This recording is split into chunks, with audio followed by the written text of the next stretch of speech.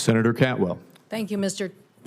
Chairman. I want to follow on my two colleagues in their questions about the operation. And, you know, it's clear, you know, I think a lot of the American people, they're very bothered by billionaires taking a shot at their Social Security. And so I just think it sounds out of touch. Secretary Lutnick saying stop payment to find fraud. And then Mr. Musk, who everybody is questioning what his role is anyway, the big one to eliminate. That's what he was saying on Social Security. So those are enough, right? Those are enough.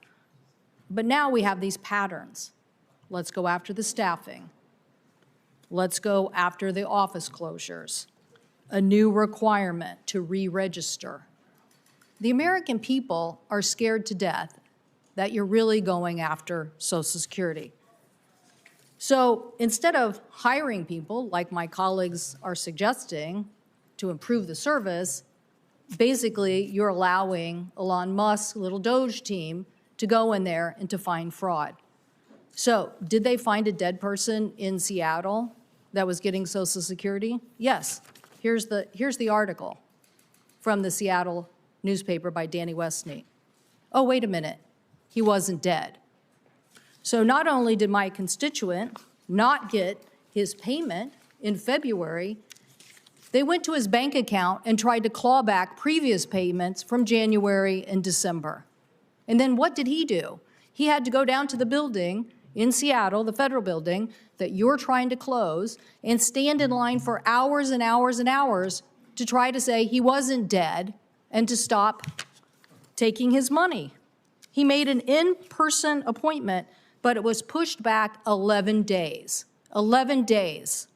Ultimately had to wait in line, as I said, which he said, quote, "They are so understaffed down there, they think their office is about to be closed down, and they don't know where they're going to go. It feels like the agency is being gutted," end quote.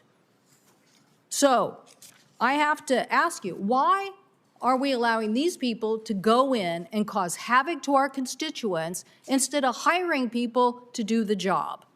So I have several questions that you can just answer yes or no. Do you think Social Security is a Ponzi scheme? I've said I believe it's a promise to pay, and it's been here for 89 years. It's been one of the truest things we have for our aged and our disabled, and my objective is to continue it and do a great job for the American public. Do you think Social Security should be privatized?